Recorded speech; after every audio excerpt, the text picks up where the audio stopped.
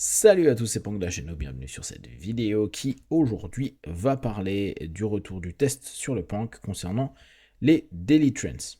Traduction française, les trans du quotidien. Comme vous le savez, nous avons plusieurs fois dans la journée cette tendance à partir en transe. Après, il y a certaines personnes qui donnent des explications liées à notre biorhythme, à notre biologie de façon générale. Pour chacun d'entre vous, c'est certain que vous en vivez, et ce qui fait que on peut facilement dans les pré-talks, c'est-à-dire le moment où on explique un peu aux gens ce qu'est l'hypnose, dire tout le monde est capable d'être en transe, donc potentiellement tout le monde est capable de suivre une séance d'hypnose. Après, est-ce qu'il y aura de la suggestibilité ou de l'hypnotisabilité? Ça se débat, et on sait aujourd'hui que on n'a pas forcément des retours similaires sur tout le monde, même si il est possible, avec le temps, la répétition, le conditionnement, d'amener des résultats probants sur la suggestion. Mais, et là c'est toujours important pour les personnes qui cherchent un accompagnement, une thérapie qui leur convient, parfois continuer sur un type de thérapie, type l'hypnose, qui utilise la transe et la suggestion, c'est pas la bonne chose.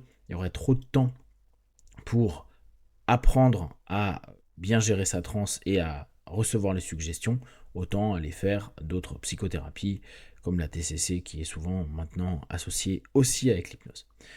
Revenons sur le test. Ce qui a été intéressant pendant ce quasi-mois, c'est première chose qui m'a le plus étonné, j'ai pris quelques notes, c'est que j'en ai pas tant que ça. Alors, je recadre aussi là-dessus. J'en ai pas perçu tant que ça, parce que bien sûr, on en a, parfois on fait même pas attention, mais celle où vraiment je sentais que j'avais une transe spontanée qui était assez profonde, c'est-à-dire qui d'un coup me mettait dans cette sensation d'être déconnecté de mon environnement. Pour les personnes qui ont un peu de mal à voir de quoi je parle, c'est vraiment quand vous êtes en train de parler avec quelqu'un et d'un coup, vous êtes plus dans votre monde intérieur, dans une espèce de sensation d'enfermement, mais positif, hein, quelque chose d'un peu léger, où vous n'êtes plus du tout en train de faire attention à ce qui est dit ou à ce qui est en train d'être produit, et vous êtes en train, vous, de vous rendre compte que vous êtes en vous. Parfois, vous n'avez même pas percuté que vous étiez en train de vous dire des choses, ou vous étiez parti, je sais pas, dans un voyage, une idée, un concept, et vous revenez, et c'est ces moments-là où parfois vous dites j'ai pas du tout suivi, j'étais pas là.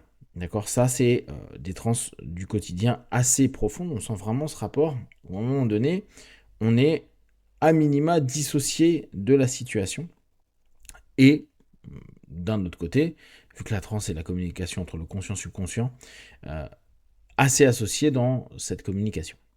Donc, pas tant que ça des trans du quotidien qui m'ont été marquantes. Et d'ailleurs, j'étais surpris en me disant, tiens, je pensais en avoir plus fréquemment.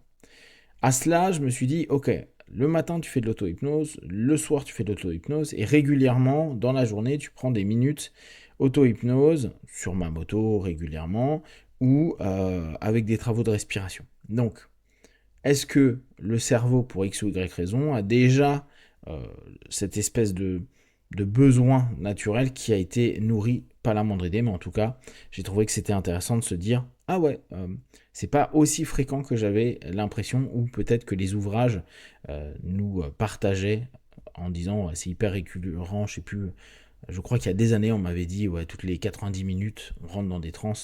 Alors certes, hein, mais alors pas forcément perceptible et pas du tout exploitable. Du coup, sur la notion qui amène quelque chose, ce que j'ai noté, c'est que la plupart du temps, ça ramène dans un état plutôt ok, c'est-à-dire plutôt bien.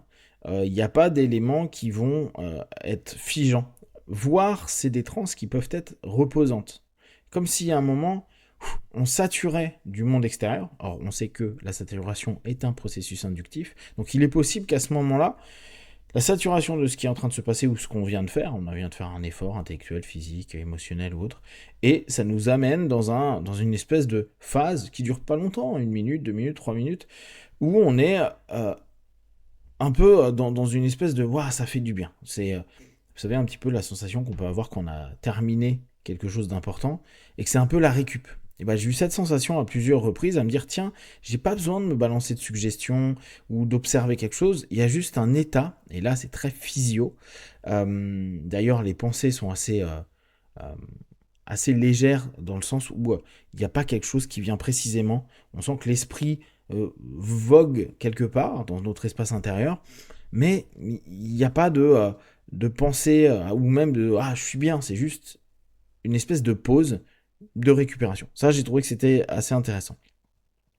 Euh, alors, des trans que j'ai pu avoir, euh, donc trans du quotidien, liées à, associées à quelque chose, il y a bien sûr avec un écran. J'ai remarqué que souvent, quand je restais un peu sur mon PC ou à regarder mon téléphone, ce que je fais un peu moins, mais si quand je lis, quand je bouquine, je peux avoir l'écran.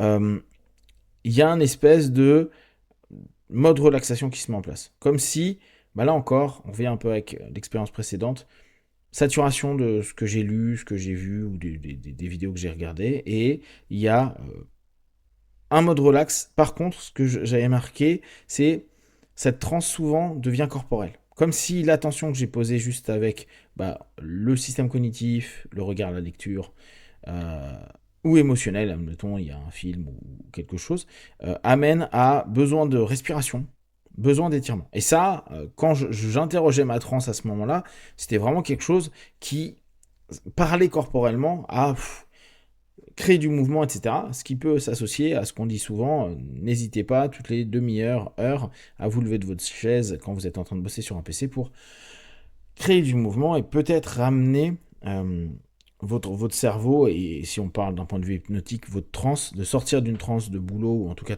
une focalisation spécifique pour ouvrir vers une potentialité. J'ai eu beaucoup à ce moment-là, quand j'étais sur donc, des transes du quotidien, non pas de relaxation, des notions de message. C'était comme si ça me coupait de ce que j'étais en train de faire et qu'il y a un thème qui émerge. Et ce que je mettais, c'est beaucoup de messages et de retour par le corps. C'est-à-dire que là, quand je vous en parle, j'ai quelques éléments où à des moments, je sentais que tout était normal et d'un coup, bam, je suis pas très bien. Ça dure le temps de la transe spontanée et puis après, ça met 2-3 minutes pour devenir plus évasif. Comme si j'avais une information interne, ou peut-être liée à un stimulus externe, ça peut être une suggestion, une hétérosuggestion de ce que je suis en train de vivre, qui, même si dans un premier temps, j'ai pas l'impression qu'il se passe quoi que ce soit, la transe, quand je l'écoute et que je vois que je suis parti dans ma transe, m'amène une lourdeur, quelque chose d'un peu oppressant. Là c'est des cas où c'était pas agréable, hein. Sachant que les cas agréables, je le passe dans ce que je vous ai dit avant, c'est-à-dire relaxation, etc. Alors bon, après c'est des trucs, des trucs complètement secondaires, mais c'est amusant. J'ai eu un moment, alors c'est certainement lié à des lectures que je fais, où assez régulièrement j'ai des conseils, des idées, on va dire. On pourrait même nommer ça des inspirations. Mot qui pourrait être vu un peu particulièrement, mais là par exemple j'en ai un qui était amuse-toi à créer des avatars hypnotiques, c'est-à-dire des masques de moi où je peux rentrer dans des trans avec des types d'ancrage ou autres qui seraient une autre personnalité ou en tout cas un autre modèle de fonctionnement de moi-même. Ce qu'on a tous spontanément, mais là ça serait volontairement créer des avatars hypnotiques. J'ai trouvé que c'était marrant comme feedback. Oui, alors, il y a pas mal dans ces trans qui arrivent, comme je vous ai dit, de corporalité. Donc c'est très intéressant de voir à quel point la transe du quotidien peut être corporelle, en tout cas dans mon expérience bien sûr subjective, et il y a beaucoup de rapports avec le chaud, le froid, chose que j'ai tenté de déterminer en fonction de savoir si ça veut dire que c'est plutôt ok, pas ok. Pour l'instant, j'ai pas un encodage qui est hyper précis. Donc ce que je mettais un pas tant que ça, et ça entraîne plus sur une sorte de off, ce que je vous disais en amont. Et il y a un autre élément qui a été marquant, c'est qu'en prenant attention à ces trans-là, j'ai remarqué que mon type de respiration changeait pendant un laps de temps, et que spontanément, ma respiration devenait des respirations en deux temps. C'est-à-dire, je faisais des inspi du type, je bloque, et je recommence à inspirer, et l'expi pareil. Je vide et je vide à nouveau. Et que Pendant ces laps de temps-là, il y a ça qui se met en place pendant 1 minute ou 2, que j'observais, donc comme je vous dis, très corporel. Et après, il y avait en plus parfois, alors pas tout le temps, mais de la rétention. C'est-à-dire que c'était ce rythme-là et une rétention entre chaque. J'ai trouvé l'élément intéressant. Alors, c'est pas aussi marqué que c'était vraiment dans ma manière de respirer où d'un coup, je vois qu'il y a un blocage et ça reprend. Et c'est un très court blocage et ou sinon des petites rétentions un tout petit peu plus longues. Donc, à nouveau, je pense à cette notion où on se renferme vers soi, on répond à un besoin.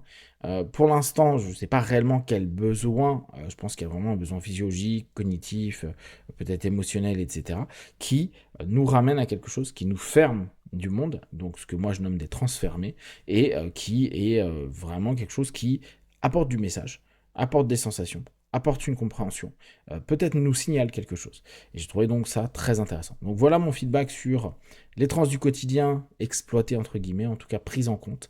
Et si vous-même vous avez ce type d'expérience ou en tout cas vous faites ce type de test, n'hésitez pas à les partager. Comme d'habitude, de tout ce que je propose, ne prenez que ce qui est bon juste pour vous tester, observer, analyser et conclure. Be one, ciao.